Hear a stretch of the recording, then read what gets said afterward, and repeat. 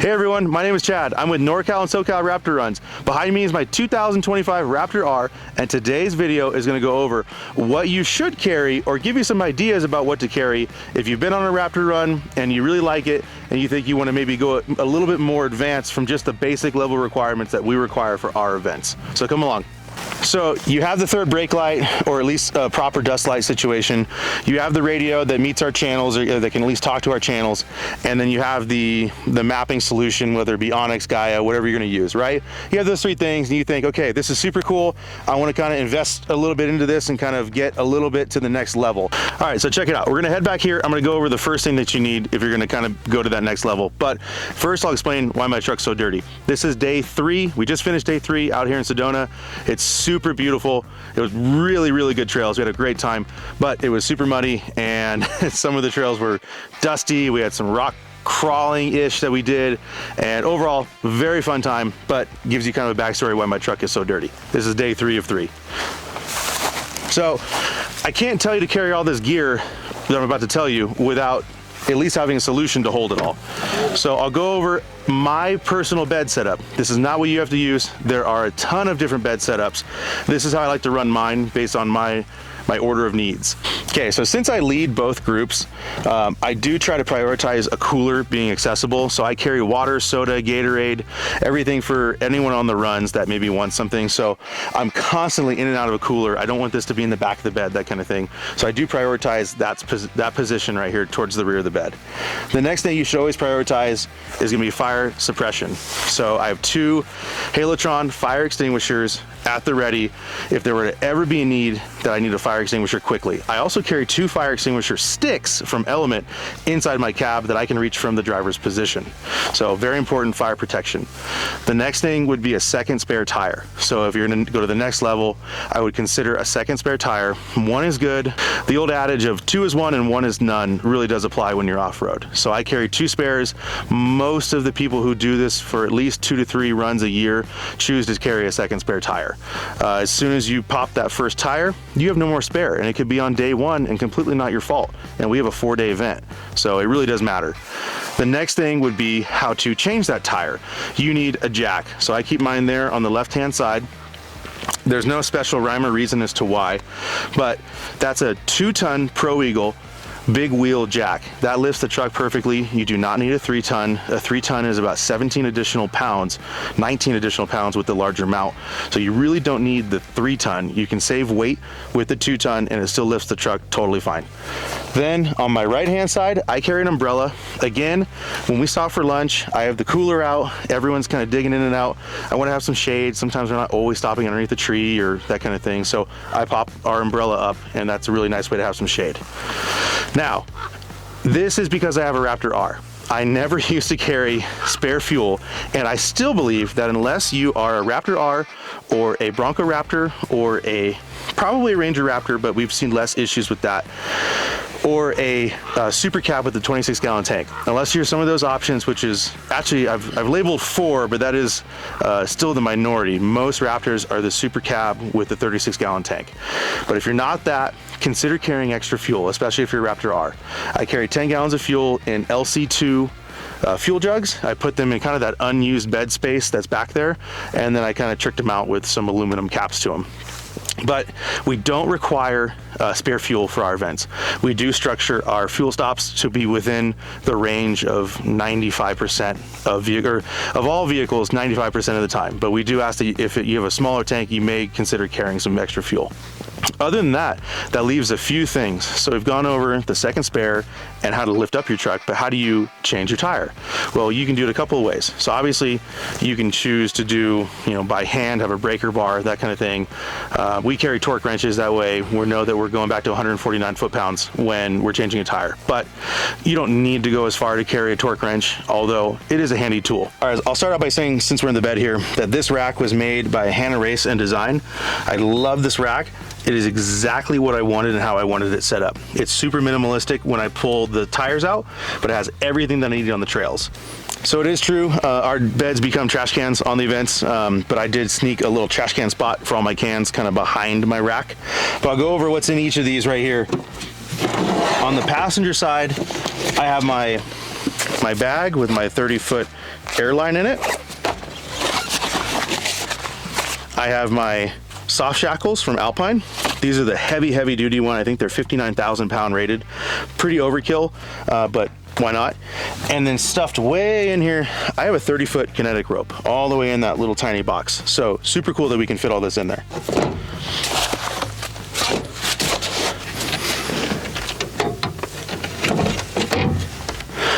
Cool, so this side over here is a little bit more packed up. So I have my regulator for my compressed air in here. It's a power tank regulator. I think they're the best regulator, the digital one, but I actually run an ARB twin air.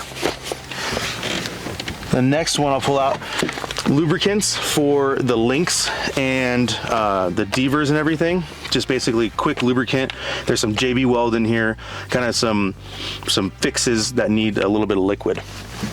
And then this bag carries anything that I would need to secure stuff onto the truck. So I have zip ties, I have duct tape, I have electrical tape, anything that would fall off the truck that I would need something simple to put it back on. You'd be surprised how many fixes are solved just by zip ties and duct tape.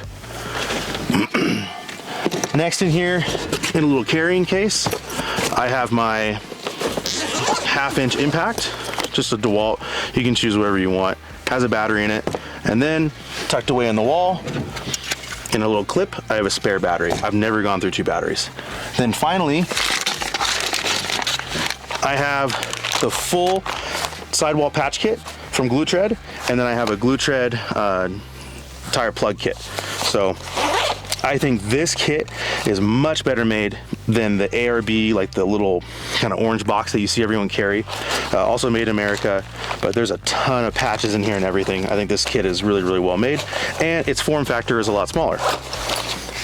And then final thing in here, I don't like to carry the little nozzles that sit on top of this, so I tuck this away. This is the nozzle that goes on here and actually allows me to put fuel into the truck. And 5 gallons here, 5 gallons here, total of 10 gallons. Okay, so in the cab, I don't carry a ton of special stuff for runs because this is my daily driver as well.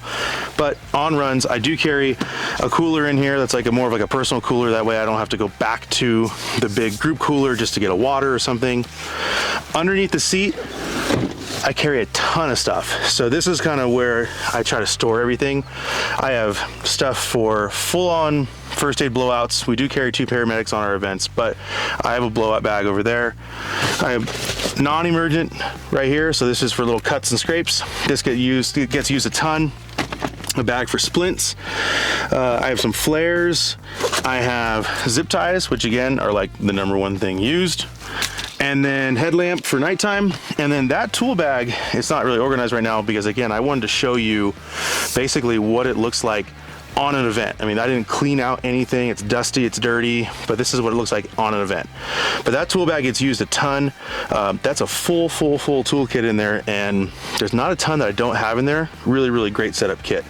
I have a spare Starlink cable, some chairs, some other kind of emergency stuff, a couple of straps, and then we'll go over to the other side and I'll show you what I have over there. Okay, so behind here is where my radio sits, the actual brain to my radio. It's the NX 5700.